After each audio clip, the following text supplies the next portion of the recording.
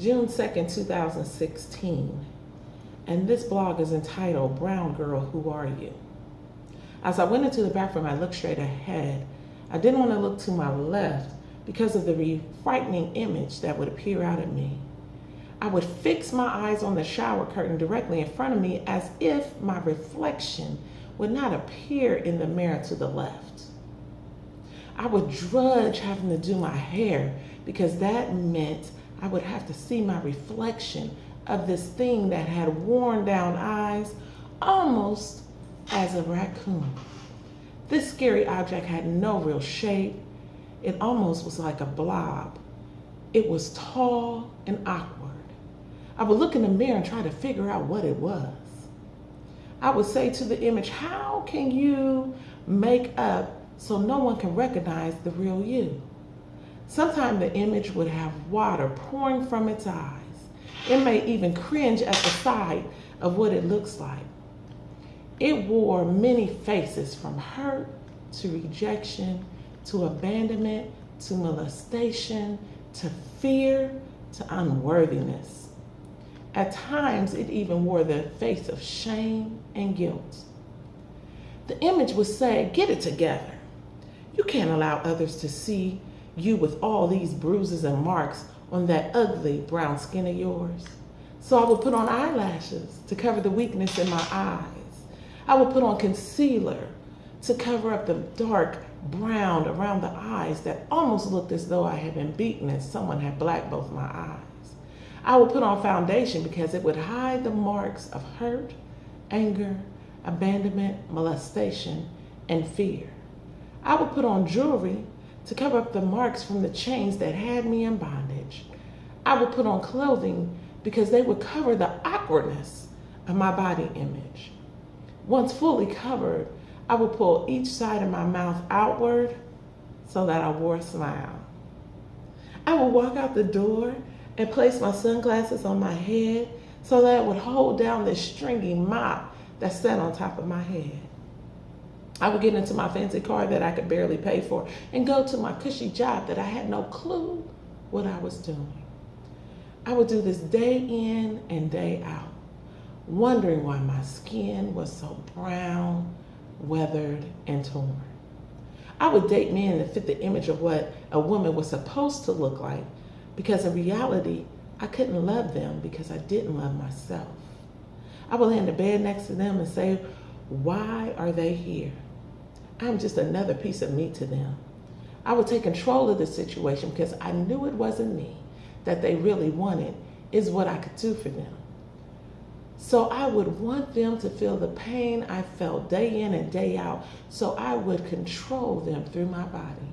And I would bruise them through my words that spew out of my mouth. Because of the hurt that I felt, I wanted them to hurt.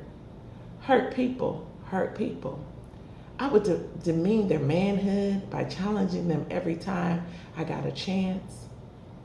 After laying with them, I would continue to control the situation. I would get up and leave, or I would have them get up and leave, because I didn't want them to see the real me when the makeup wore off.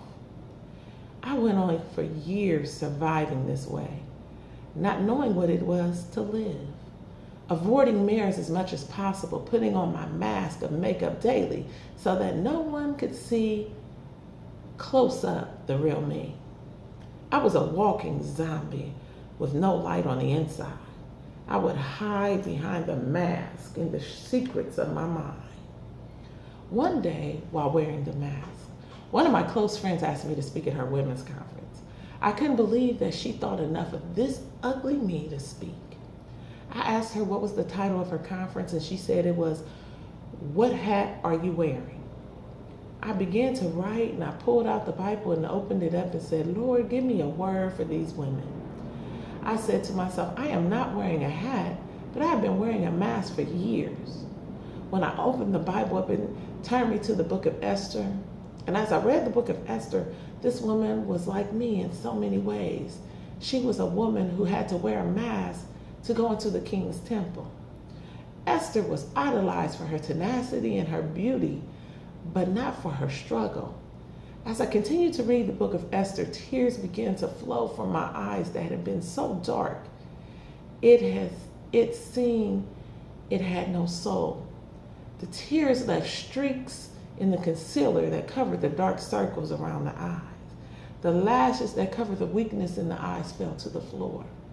I removed the jewelry because it felt as though it was burning my skin where the chain burns were, and it needed air so that it could heal properly. The clothes that I wore to cover the awkward body fell to the floor, and it no longer contained what I was trying to hide. And the sunglasses on the top of my head fell off because what I considered a mop was truly a crown. I sat for hours looking at myself in the mirror. The frightful sight that I had avoided looking at for so long was starting to take on a new form. With every tear that fell, what once were dark eyes that seemed to have no soul was now like a ray of light flowing down my face.